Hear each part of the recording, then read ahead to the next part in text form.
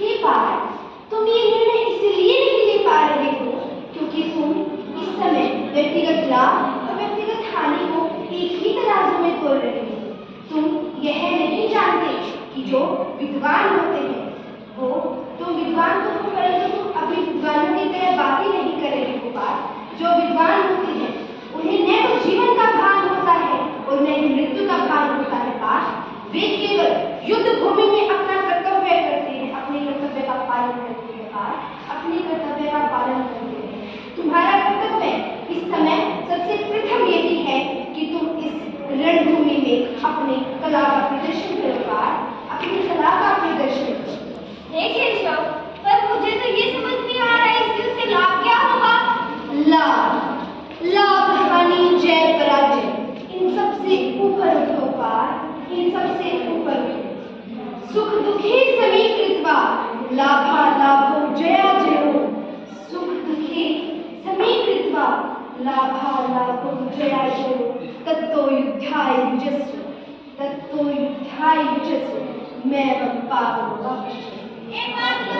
अर्थात ये बात कि सुख दुख का भान न करो, न जय पराजय का भान करो। तुम्हारा कर्तव्य इस युद्ध भूमि में युद्ध करना है। तुम अपने कर्तव्य का पालन करो, अपने कर्तव्य का पालन करो। मुझसे तो अभी नहीं उठा जा रहा है।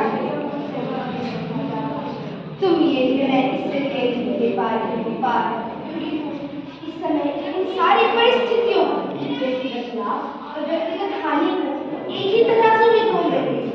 तुम यह नहीं जानते इन सब का परिणाम क्या होगा। यह तुम्हारे शोक, यही तुम्हारे मोह का बंधन है पार्थ, और यही तुम्हारे शोक की जड़ भी है।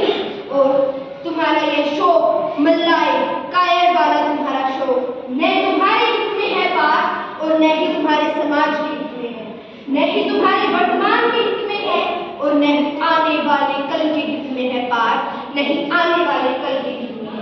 इसलिए अपने इस शोक के बंधन से मुक्त हो जाओ और अपने कर्तव्य के प्रति प्रतिष्ठान निष्ठवान होकर इस कर्तव्य का पालन करो और इस युद्ध भूमि में अपनी कला का प्रदर्शन करो पार्थ, अपनी कला का प्रदर्शन करो। यही तुम्हारा कर्म है। परंतु निष्काम कर्म कैसे संभव है प्रभु? निष्काम कर्म कैसे संभव? कर्म फलता के आदि कर्म का ज्ञान ही तो फल करवाता है। परंतु अगर दृष्टि से मंदिर ही हट जाए तो कर्म करेगा कौन? कर्मण्येवाधिकारस्ते मा फलेषु कदाचन। कर्मण्येवाधिकारस्ते मा फलेषु कदाचन। मा कर्मफल हेतुर्भूः, मा कर्मफल हेतुर्भूः, मा ते संगोऽस्त्व कर्मणि, मा ते संगोऽस्त्व कर्मणि। अर्थात ये बात कि तुम्हारा कर्तव्य केवल कर्म करना है, फल तो ईश्वर के हाथ में है, फल तो ईश्वर के हाथ में है।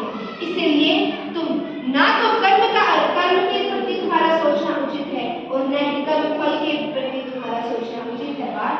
इसलिए अपने इस बंधन से मुक्त होकर अपने भाइयों ये तुम ये मत देखो कि सामने कौन है, तुम केवल और केवल तुम्हारी सिखाई गई विद्या का पालन करो, तुम्हारी सिखाई गई विद्या का पालन करो।